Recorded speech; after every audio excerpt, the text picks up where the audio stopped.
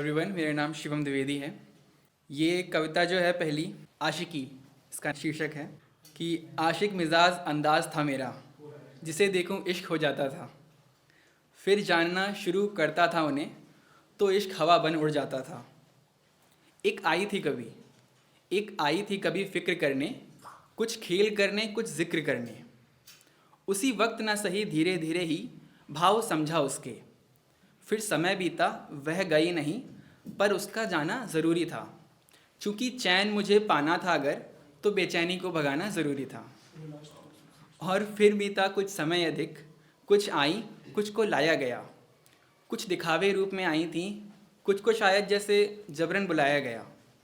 वह चाहिए थी जो, मांगी थी जो, वह मूरत थी जिसकी सजी मन मंदिर में मेरे। वह देखी न थी जो, न जाना था जिसको, न स्वप्न के सिवा कहीं महसूस किया जिसको। बस ज्ञात था कि वह है तो वही, बस वही जो जागते ही ओझल हो जाती है। वह आई अभी भी नहीं है कहीं, बस ज्ञात है कि वह आने को है। अब वह आशिकाने मिजाज तो नहीं, लेकिन अंदाज में आशिकी आज भी है। खोज उसकी अभी भी जारी ही है, और ज्ञात है कि वह आने को है।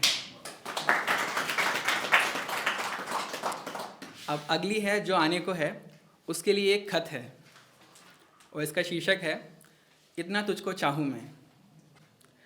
स्वीकार यदि हो तुझको तो तेरे जगत में ही रह जाऊँ मैं। बस इतना तुझको चाहूँ मैं, बस इतना तुझको चाहूँ मैं।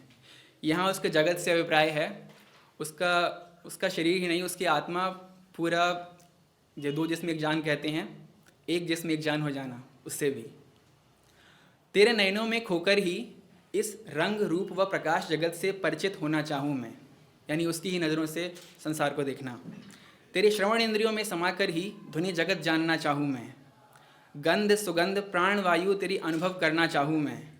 रस स्वाद की लोलुपता का भान तुझे देने के लिए तेरी रसना भी बन जाऊँ मैं। रसना यानी जीभ। तेरे अधरों का यह प्रेम प्रसंग, जब जब तूने कुछ ग्रहण किया, हर ग्रास सदा संग संग मिलकर इन्हें लेते मैंने महसूस किया। तुझे देह अलग मिला